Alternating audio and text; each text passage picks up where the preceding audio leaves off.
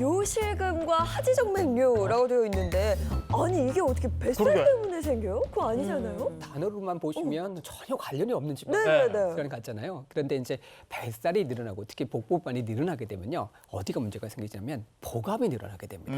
이는 방광을 자극할 수 있어요. 그렇게 되다 보면 일상생활에서 자기도 모르게 소변이 조금씩 새는 요실금이라고 하는 증상이 발생될 수 있고요.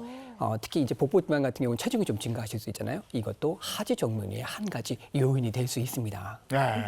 아니 우리가 세 끼 밥만 먹었는데도 왜 이렇게 뱃살이 나오는가? 그리고 나는 물만 마셨는데도 왜 이렇게 뱃살이 나오는가 이러잖아요. 네. 다 이유가 있을 텐데 저희가 그림을 제시해 드리는데 그 그림을 보고 유추해서 왜 뱃살이 쪘을까 한번 생각해 보시기 바랍니다. 첫 번째 그림부터 볼까요? 네, 보여주시죠. 자, 이 의자에 앉아 있는데 앉아 있는데 저 자세가 무슨 뱃살하고 관계가 있는 건가요? 그렇죠. 자세도 그렇고 아니면 좀 오래 앉아 있어도 문제가 될 것 같긴 해요. 그렇죠. 오래 앉아 있으면 아무래도 활동량이 좀 줄어들게 되니까 제가 이렇게 아는 분들도 보면 사무실에 주로 있는 분들이 뱃살이 좀 많이 맞아요. 나오시는 네. 것 네, 같아요. 네. 활동량이 줄어들어서 뱃살 나오는 거 맞나요? 맞습니다. 그림에서 보였던 그거예요? 것처럼 뱃살이 찌는 첫 번째 원인이 바로 좋지 못한 자세입니다. 아까 사진에 보셨던 것처럼요.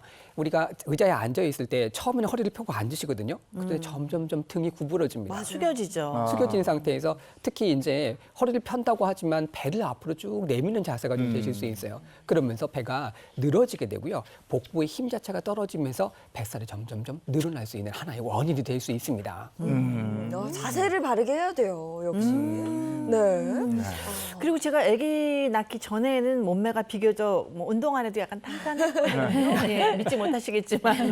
근데 아기 낳고 나니까 이렇게 뭐랄까 이렇게 근육이 없어져서 그런지 이렇게 출렁출렁거리고 그 뱃살이 힘을 줘도 이게 들어가지 않고 이게 뭔가 근육하고도 관련이 좀 있는 것 같아요. 네, 그것도 연관이 되는 것 같습니다. 자, 그러면 뱃살만 찌는 두 번째 이유 뭔지도 한번 보겠는데요. 그림 보여주시죠. 아, 이건 뭐 딱 봐도 이거는, 스트레스죠. 네, 그렇죠. 뭐 고민하고 머리 쓰고. 머리를 부여잡았잖아요. 네, 스트레스가 뭐 만병의 근원 이건 뭐 다 아는 얘기 네, 아닐까요? 살찌는데도 근데 스트레스가 관여하나요? 맞습니다. 뱃살이 찌는 원인 두 번째가 바로 스트레스인데요. 우리 스트레스를 받게 되면 다이어트 계획하신 분들은 이제 스트레스에 대한 대비 자체를 좀 많이 생각을 하셔야 됩니다. 스트레스 자체가 이제 체중 자체의 증가의 원인이 될 수 있기 때문인데요. 우리 몸 자체가 스트레스를 받게 되면은 이런 어떤 여러 가지 현상들 중에서 특히 이제 과거에 우리 원시 인류 같은 경우 좀 충돌 유도 현상이라고 하는 부분들이 생길 수 있는데요. 맹수 같은 데서 도망치거나 싸우기 형태의 어떤 행동을 하기 위한 한 가지 회피 반응 자체가 생길 수 있습니다. 네. 여러분들 같은 경우는 이제 스트레스 받으시면 윤희만 아나운서는 어떤 몸의 반응들이 있으신가요? 뭔가 혈압이 올라가는 것 같고 막 뒤코 땡기고 목소리가 그죠? 너무 어. 아파요. 예. 그렇죠. 저는 좀 약간 뭐랄까 호흡이 가빠지는 것 맞아요. 같아요. 씩씩거리게 되니까. 벌개지고 얼굴이. 네. 일단 막 몸이 폭발할 것 같죠. 화가 나요. 그렇죠. 머리도 아프고. 그렇죠. 우리 스트레스를 받게 되면 우리 몸은요, 아드레날린이라고 하는 호르몬을 분비하게 되고요. 혈관에서는 어떤 포도당을 분비할 수 있도록 유도하는 작용을 하게 됩니다. 이렇게 아드레날린과 혈당 자체가 점점 떨어지게 되면요. 그때서 스트레스 호르몬인 코르티솔 호르몬이 분비를 하게 되는데요. 이러면서 어떤 위험한 대처 상황에서 에너지를 끌어쓸 수 있는 역할을 할 수 있게 됩니다. 그런데 이 문제는 이 코르티솔 호르몬에 있습니다. 코르티솔 들어봤는데 이게 식욕하고 혹시 관련이 있는 호르몬 아닌가요? 네, 아주 잘 기억하고 계십니다.